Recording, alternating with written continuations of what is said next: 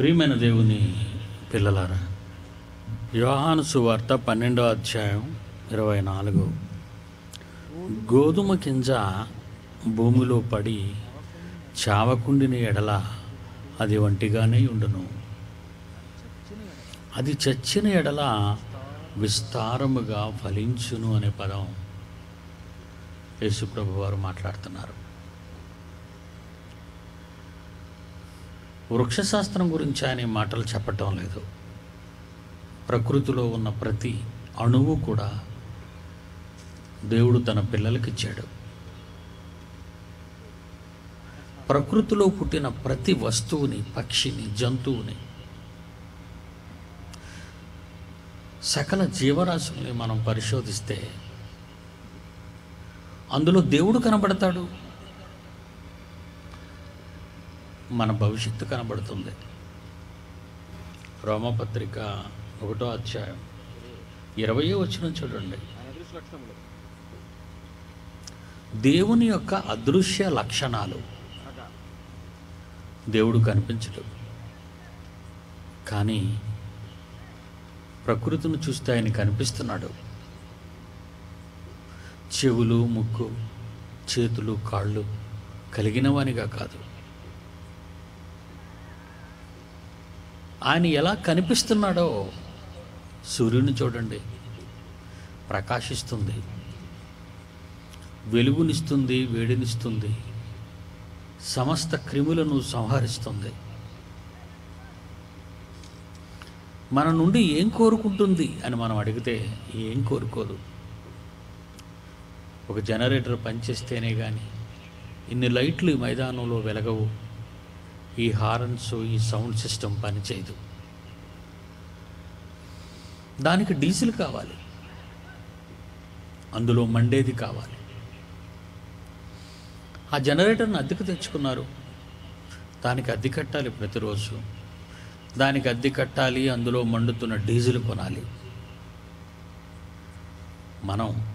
మన పూర్వీకులు, ముందటి తరాల వాళ్ళు అందరూ ప్రకృతిని అనుభవిస్తూనే ఉన్నారు. మండుతున్న సూర్యునికి మనం ఏమి ఇస్తున్నాం, ఎంత అద్దె కడుతున్నాం, ఎంత బిల్లు కడుతున్నాం అని మనం ఆలోచిస్తే ఏం కట్టడం లేదు.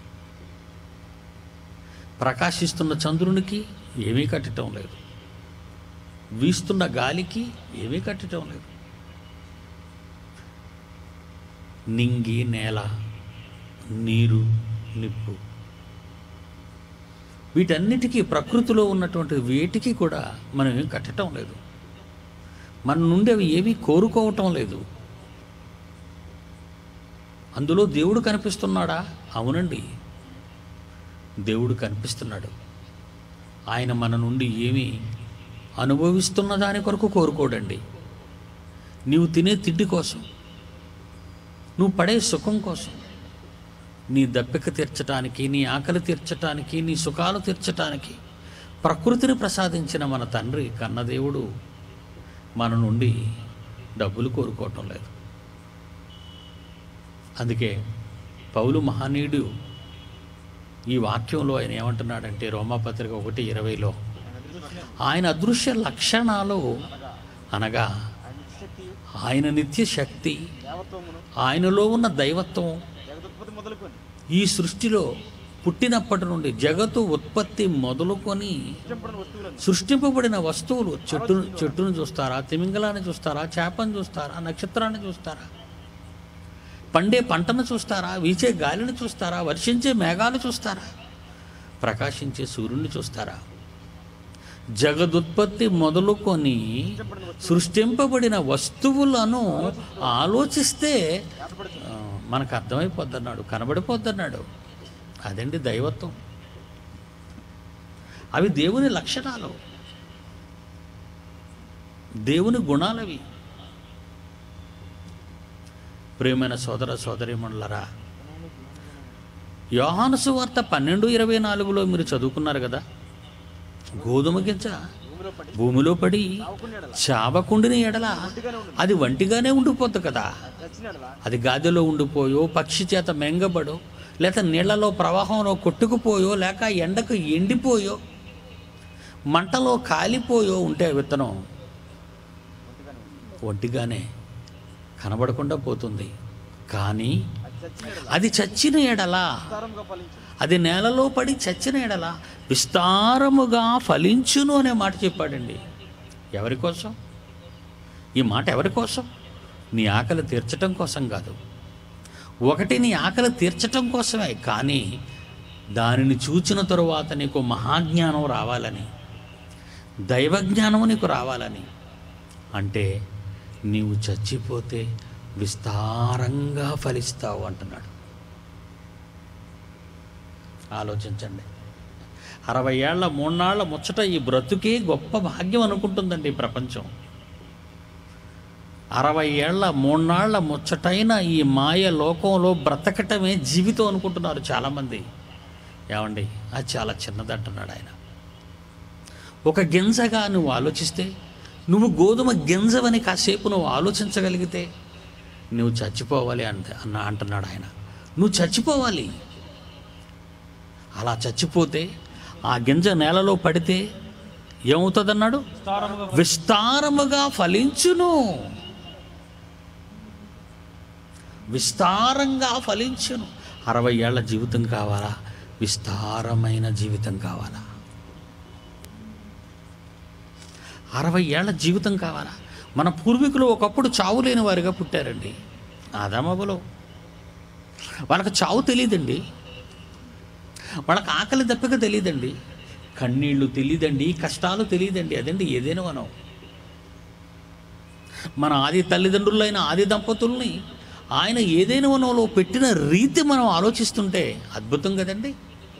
అమరులు, చావు లేని వాళ్ళు, చిరకాలము జీవించేవాళ్ళు, శాశ్వతంగా ఉండేవాళ్ళు.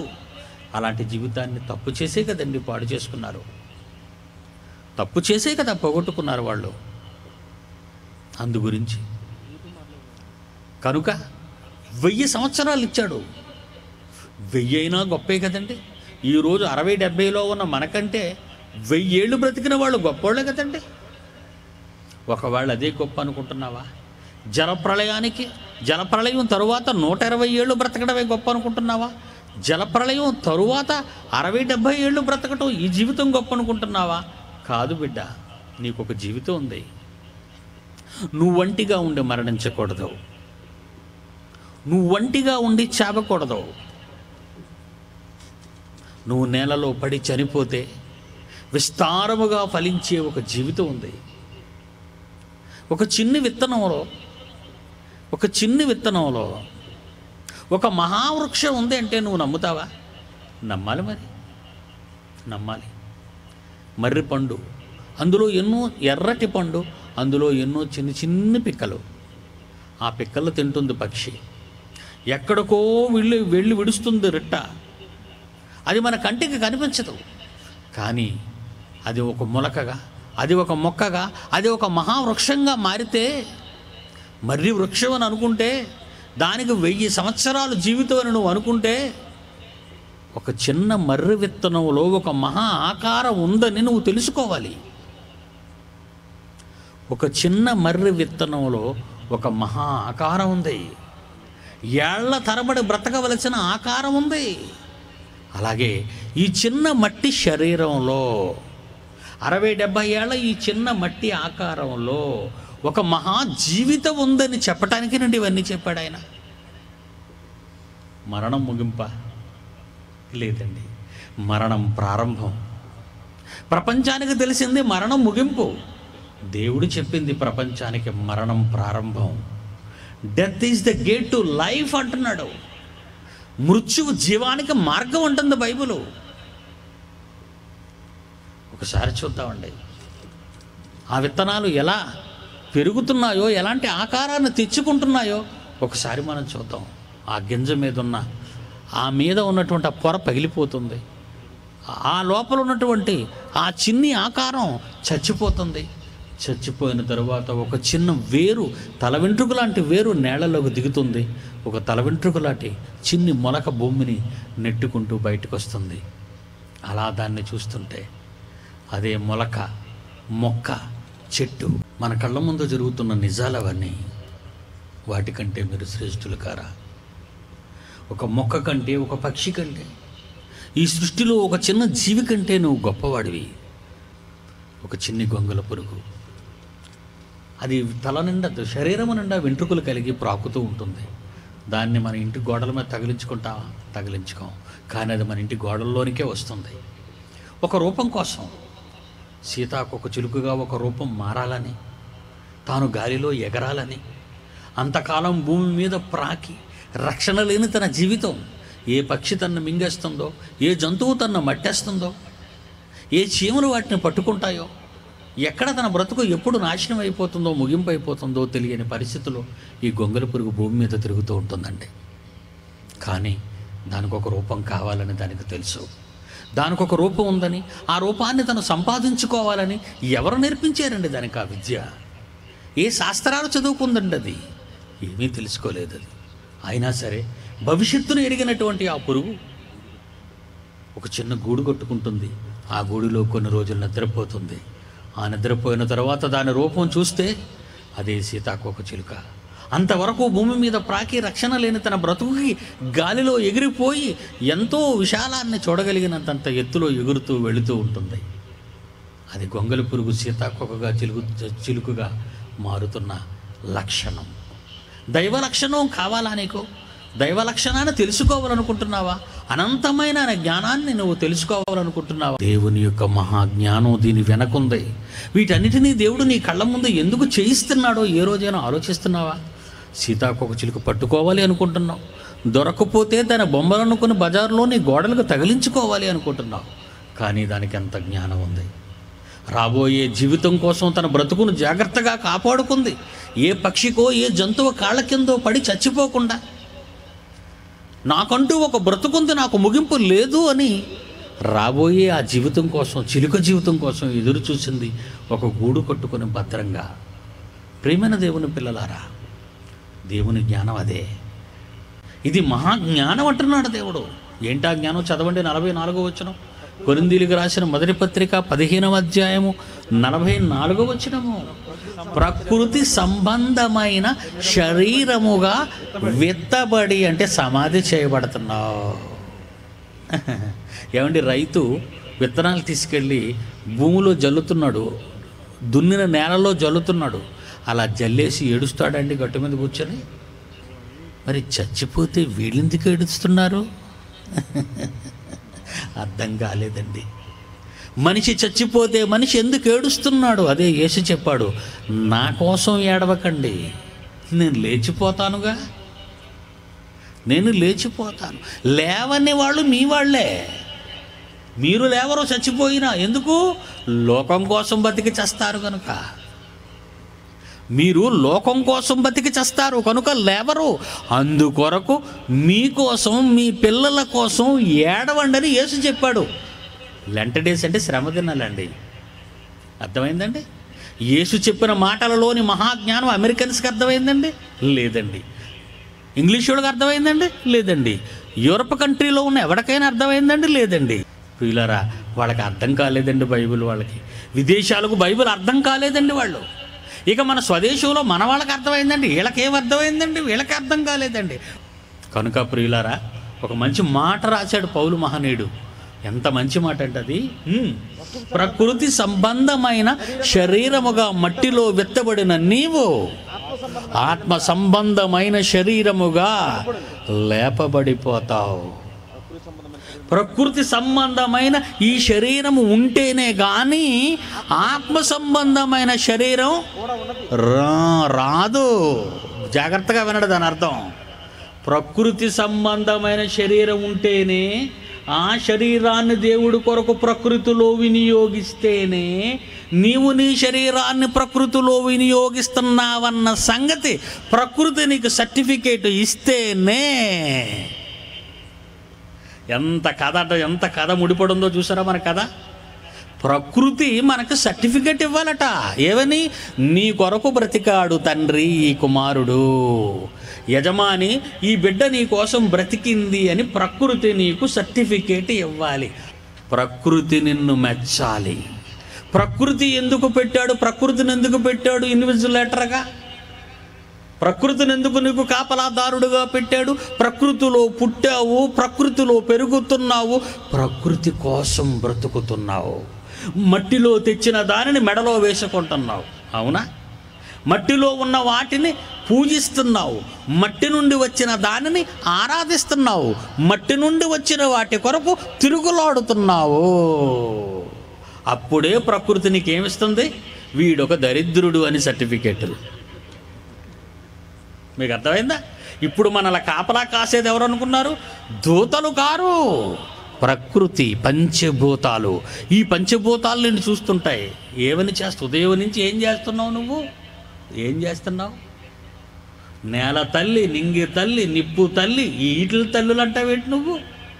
కన్న తండ్రిని విడిచిపెట్టావు, కన్నవాణిని మరిచిపోయావు, ప్రకృతిలో ఉన్న వాటి కొరకు తిరుగుతున్నావు.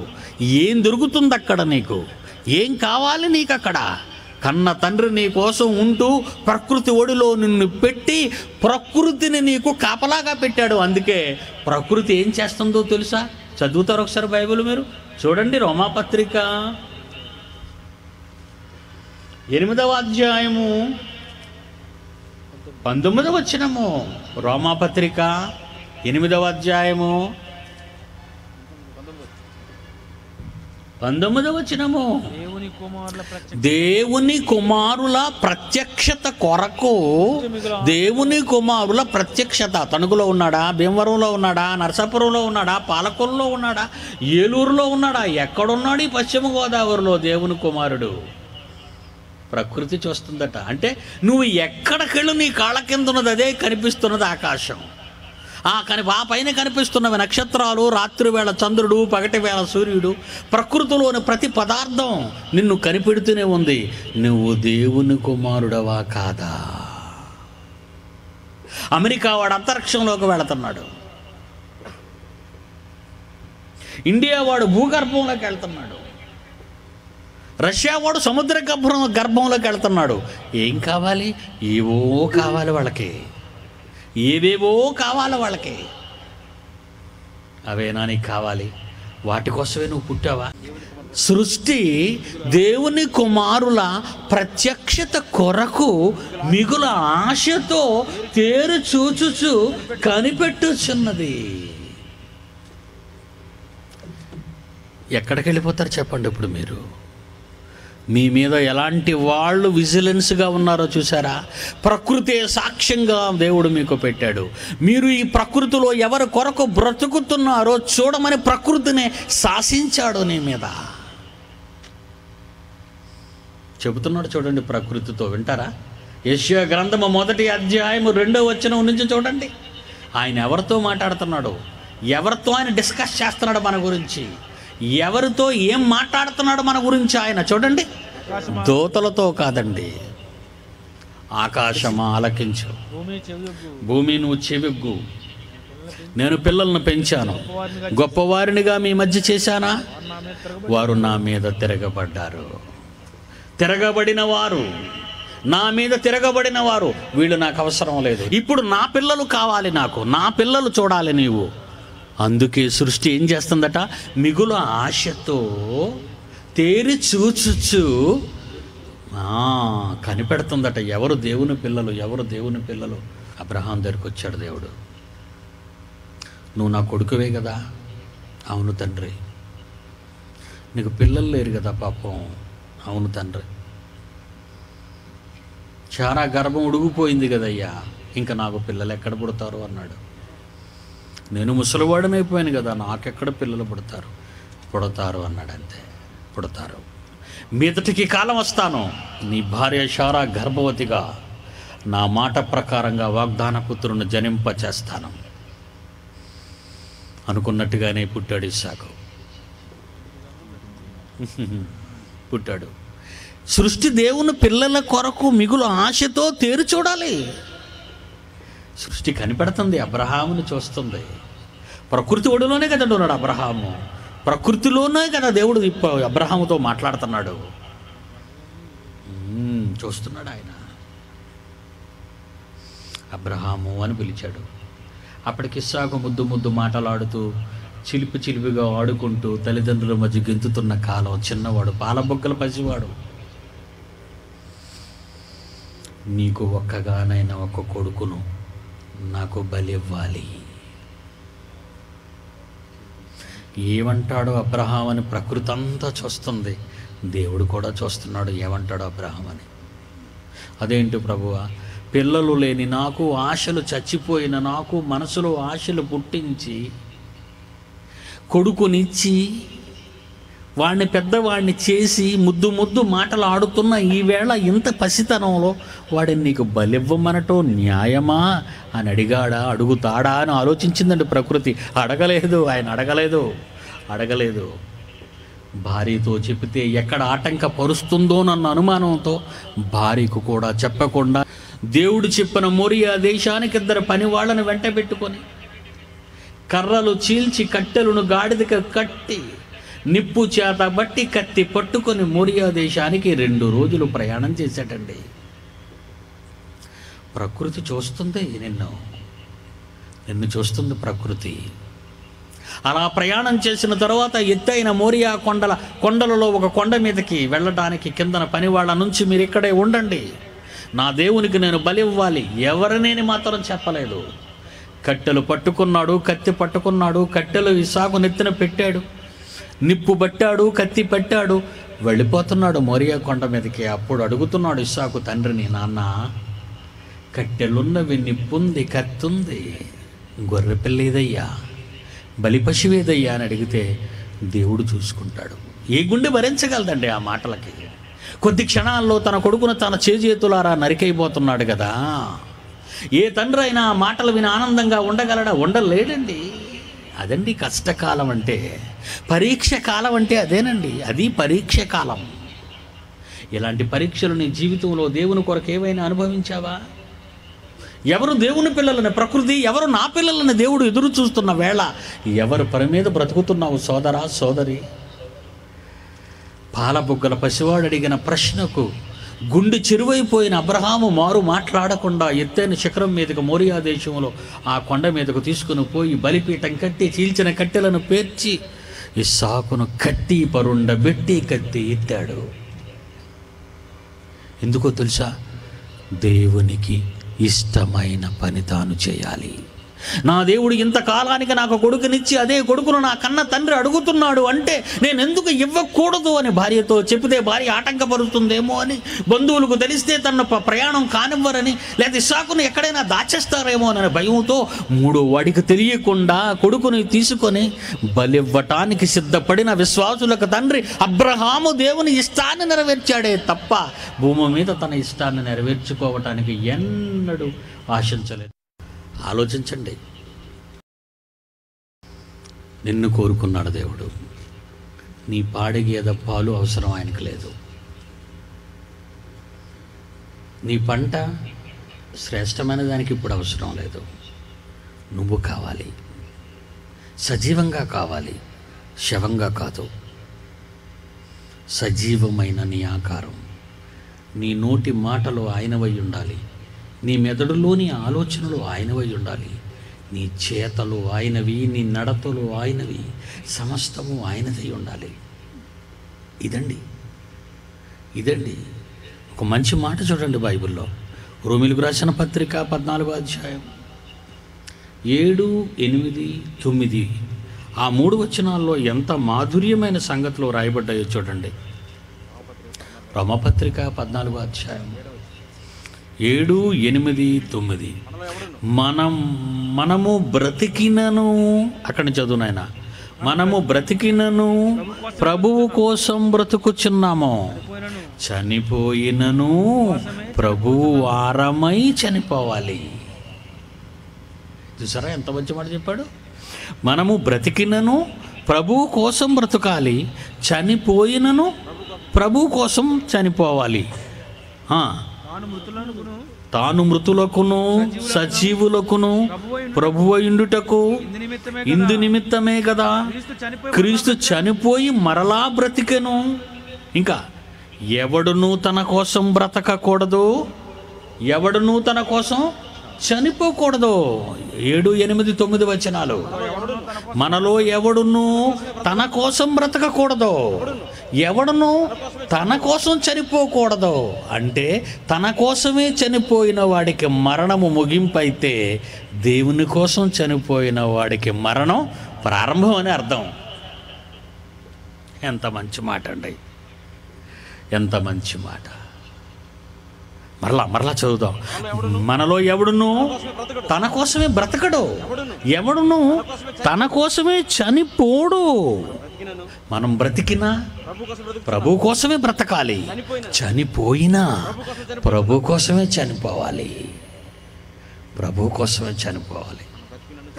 మనం బ్రతికినను చనిపోయినను ప్రభు వారము. ఎంత సెక్యూరిటీ ఉందంటే మనకి. ఒక బ్యాంక్ ఇవ్వలేని సెక్యూరిటీ, ఒక గవర్నమెంట్ ఇవ్వలేని సెక్యూరిటీ దేవుడు నీకు ఇస్తున్నాడు. డాక్యుమెంటెడ్గా బైబిల్లో డాక్యుమెంటెడ్గా వ్రాయించి ఇచ్చాడు. ఇది నీవు దేవుని కొరకు మరణించాలని, దేవుని కొరకు ఉంటావని, దేవుని కొరకు మరణించిన వారంతా దేవుని కొరకు ఉంటారనే మాటలు చదువుతారా బైబిల్లో? ఎంత అద్భుతంగా ఉంటాయో చూడండి, ఎంత బాగుంటాయో. లూకాసు వార్త 17వ అధ్యాయం 33. ఎవడైనను తన ప్రాణాన్ని రక్షించుకోవాలనుకుంటే దానిని పోగొట్టుకుంటాడు. జాగ్రత్తగా వినాలి. ఎవడైనను భూమి మీద తన ప్రాణాన్ని సుఖపెట్టాలని, 60 ఏళ్ల జీవితానికి ఆశపడి తన ప్రాణాన్ని నిలబెట్టుకోవాలని భూమి మీద ఏ నరుడైనా అనుకుంటే దాన్ని వాడు పోగొట్టుకుంటాడన్నాడు. తర్వాత దేవుని కొరకు ఎవరైతే దానిని పోగొట్టుకుంటారో తన ప్రాణాన్ని, నీ శరీరాన్ని, నీ ఆకారాన్ని, నీ నాలుకను, నీ చెవులను, నీ ముక్కును, నీ దేహాన్ని, ఎవడైతే దేవుని కొరకు దానిని పోగొట్టుకుంటారో దానిని సజీవంగా కాపాడుకుంటారట. అబ్బోయ్, ఇంతవరకు చచ్చిపోయావు, మట్టిలోకి వెళ్ళిపోయావు అనుకునే వాళ్ళకు శుభవార్త. దేవుని పిల్లలకు, మీరు మట్టిలోకి వెళ్ళినా ఎక్కడికి పోలేదర్రా, మీరు సజీవంగా ఉంటారనే మాట రాశాడు ఇక్కడ. ఎంత మంచి మాట అండి. లూకాసు వార్త 20వ అధ్యాయం 37, 38. లూకాసు వార్త 20వ అధ్యాయం 37, 38 యేసు ప్రసంగంలో ఆయన ఒక మాట మాట్లాడుతున్నాడండి. అబ్రహాము దేవుడను చూసారా, స్క్రీన్ మీద కొడుకుని ఎలాగిచ్చాడో, బలి ఇవ్వడానికి, కత్తి ఎత్తటానికి, ఆయనకి ఇష్టమైనది చేయటానికి తన కొడుకు ముందుకొస్తే ఎందుకండి చంపేసుకుంటాడు ఆయన కొడుకుని? పరీక్షా కాలంలో నిలబడాలి కదా. అందుకే విశ్వాసులకు తండ్రి అయిన అబ్రహాముని గురించి ఏం మాట్లాడుతున్నాడు? నేను అబ్రహాము దేవుడను, ఆయన గర్భాన్ని పుట్టిన బలిపీఠం మీద నరికేయవలసినటువంటి ఆ కొడుకున్నాడే అతని దేవుణ్ణు, అతని గర్భాన్ని పుట్టిన యాకోబు దేవుణ్ణు నేను. ఈ మాటలు ఎప్పుడు చెప్తున్నాడండి ఆయన? 2000 సంవత్సరాల క్రితం యేసు ప్రభు చెప్తున్నాడండి. అప్పటికి అబ్రహాం మరణించి ఎంతకాలం అయింది చెప్పండి? 2000 సంవత్సరాలు అయిందండి. అంటే నేటికి 4000 సంవత్సరాలు అయింది. జాగ్రత్తగా వినాలి ఈ లెక్కలు మీరు. లూకాసు వార్తలో యేసు అన్న మాటలు ఎప్పటివండి? 2000 సంవత్సరాల క్రితం సుమారు. అప్పటికి అబ్రహాం మరణించి ఎంతకాలం అయిందండి? సుమారు 2000 సంవత్సరాలు. 4000 సంవత్సరాల క్రితం మాట ఈరోజు మనం చదువుకుంటున్నాం. ఇప్పటికీ దేవుడు ఏమంటున్నాడు అబ్రహాం గురించి? నేను అబ్రహాము దేవుడను, ఇస్సాకు దేవుడను, యాకోబు దేవుడను. మృతులు లేతురని మోసే సూచించెను. ఆయన సజీవులకే దేవుడు, కాని మృతులకు దేవుడు కాడు. ఆయన దృష్టికి అందరూ జీవించుచున్నారు. జీవించుచున్నారా మీరు? జీవించాలన్న కోరిక, ఒక్క పాపి నశించిపోకూడదు, అందరూ నిత్య జీవానికి రావాలి అనుకున్నాడు ఆయన. అందరూ బ్రతకాలి అనుకున్నాడు. అందరూ బ్రతుకుతున్నారు. నేను అబ్రహాము దేవుణ్ణి అన్నాడు. చచ్చిపోయిన వాళ్ళకి దేవుడు ఏంటండి అనుకున్నారు. అర్థం కాని ఆనాటి యోధ జనాంగం. బ్రతుకుతామండి మనం. ఎంత మంచి మాట అండి. బ్రతుకుతామండి. మరో మంచి మాట చూడండి. ఫిలిప్పీలకు రాసిన పత్రిక 1వ అధ్యాయం, ఫిలిప్పీలకు రాసిన పత్రిక 1వ అధ్యాయం 19. ఫిలిప్పీలకు రాసిన పత్రిక 1వ అధ్యాయం 19. నా బ్రతుకు మూలముగానైనను సరే, పౌలు అంటున్నాడు చూడండి, నా బ్రతుకు మూలముగానైనను సరే, చావు మూలముగానైనను సరే, క్రీస్తు నా శరీరమందు ఘనపరచబడాలి. క్రీస్తు నా శరీరమందు ఘనపరచబడాలి. నా మటుకు బ్రతుకుట క్రీస్తే, చావైతే లాభం. ఎందుకు? మరలా బ్రతకటానికి. నా మటుకైతే బ్రతుకుట క్రీస్తు, చావైతే దుఃఖం, బాధ, వేదన అని మనం అనుకుంటున్నాం. కానీ ఆయన అంటున్నాడు, ఈ పరమార్థం అర్థమయ్యేవాడికి చావంటే ఏమాత్రం అండి, పక్కకు పడేయండి అంటాడు దాన్ని. అందుకేనండి ప్రాణాలు ఇచ్చారు మహనీయులు ధైర్యంతో అండి. ఎంత మంచి మాట అండి. దేవుని కోసం నీ జీవితాన్ని అంకితం చేసుకున్నావా? జీవించటానికి నీ శరీరంలో ఏ కార్యక్రమాలైనా జరుగుతున్నాయా? పడి చచ్చిపోయిన మొలక మహావృక్షంగా మారిపోతుందన్న సంగతి విన్నావు. నీ కళ్ళ ముందు జరిగిన వాస్తవాన్ని. తల వెంట్రుకలతో శరీరం అంతా నిండుకుని అసహ్య ఆకారంగా ఉండి నేల మీద పాకే సురక్షితం లేనట్టు రక్షణ లేని ఒక చిన్న పురుగు సీతాకోకగా చిలుక మారిన చరిత్ర నీ కళ్ళ ముందు జరిగిన వాస్తవం నీకు తెలిసే. అలాంటిది నీకు జీవితం లేదా? నీకు బ్రతుకు లేదా? నీకు మహాజీవితం రాదా? వస్తుంది. మరణమే ముగింపు కాదు నీకు.